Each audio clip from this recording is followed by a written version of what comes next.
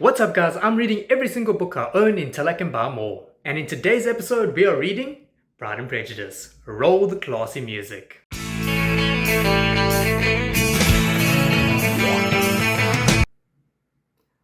That's the wrong song.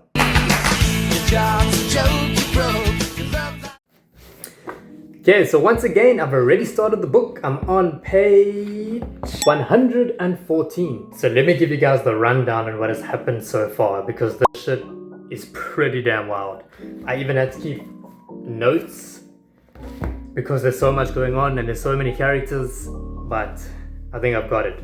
Okay, so the main plot of Pride and Prejudice is that we are introduced to the Bennet family.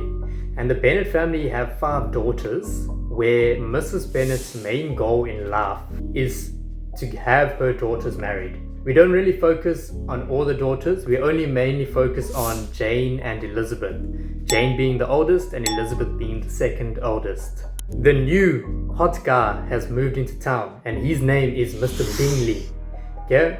And they are having a party to introduce everyone in the town to Mr. Bingley, and hopefully for Mr. Bingley to find a wife and for the woman to get married. Okay, so of course Mrs. Bingley is on that. She's like, we're going to this party, you need to meet Mr. Bingley. He is the man.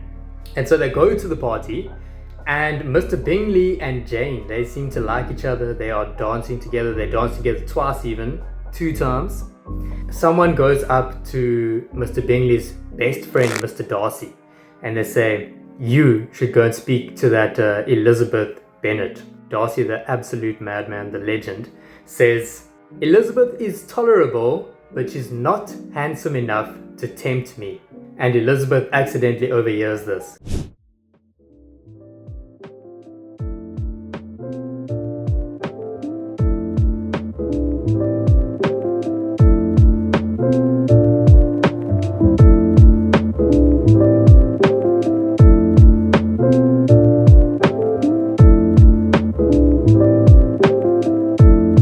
So now Darcy likes Elizabeth, but Elizabeth isn't too sure about Darcy. Okay, as if that's not complicated enough, listen carefully. We're now introduced to a new guy named Mr. Collins, okay? Mr. Bennet owns his property, but due to the laws in England at this time, because women couldn't inherit property, what they used to do is that they used to leave the property to other men within the family. So Mr. Collins is a cousin of Bennet, and he is set to inherit Mr. Bennet's property. So Mr. Collins calls up Mr. Bennet and he says, hey yo, Mr. Bennet, I want to come and visit and I want to squash the beef between us. I've got an idea to keep that property in your daughter's lives. And of course Mr. Bennet's like, bet, pull up. And then Collins comes and we see that he's a very slimy and rude man. And his plan was to marry one of Mr. Bennet's daughters so that the property stays within their immediate family. But now you see, that's messed up because that makes the daughters Mr. Collins' second cousin. Incest.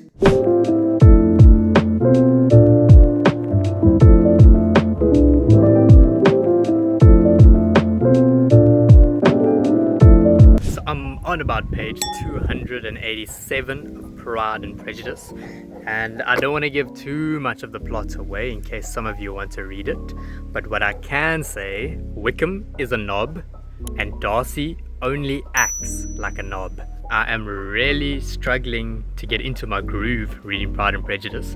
Generally it's not my cup of tea, and also just the writing style I'm not the biggest fan of, like I said. So I've been supersetting it with Cujo.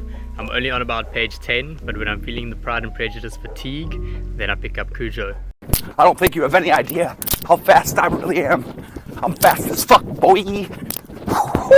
Guys, I'm on page 300 and my mind has been blown. Wickham the soldier, the liar, has eloped with the youngest family member.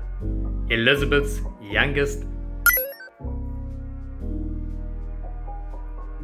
What?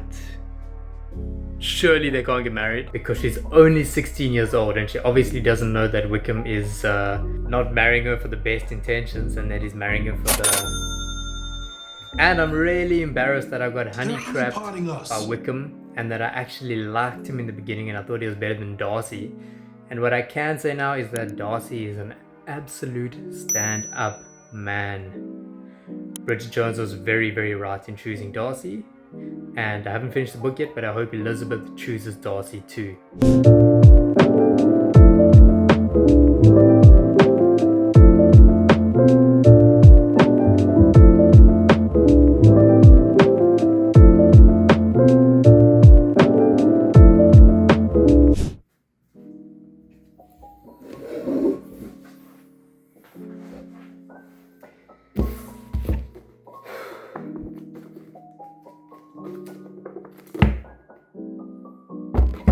We have officially finished Pride and Prejudice. Very, very happy with the ending. It was super sweet. Hashtag Team Elizabeth. Anyway, I had my doubts about them in the beginning. Darcy was a little bit of a knob, but as the story progressed, it became a lot better. They went through some trials and tribulations, but in the end, they came through and it made them that much stronger. I had a really tough time getting into the book. Once I got to about page 100 pages left, the story really picked up and I really started enjoying it. What made it drag just a little bit was that there was a lot of fluff, where Jane Austen would include scenes of them at a dinner or at a party, and it doesn't necessarily move the plot forward. I mean, it's great because you get to meet unique characters and the characters are definitely very fleshed out, but it does make it a little bit slow and a little bit boring. I'd probably give it about, I'm gonna get so much hate in the comments, I'd probably give it about really 5 stars. Keep in mind, romance is not my preferred genre, especially classic literature romance like this, so your rating might be different. If you enjoyed this video, be sure to like, comment and subscribe. If you would like to read anything that I have written, I write horror, short stories, novellas and soon novels. If you would like to read anything I've written, it'll be linked down below. Thank you so much for watching, and in the next episode we are reading Cujo and a bunch of other books, so be on the lookout.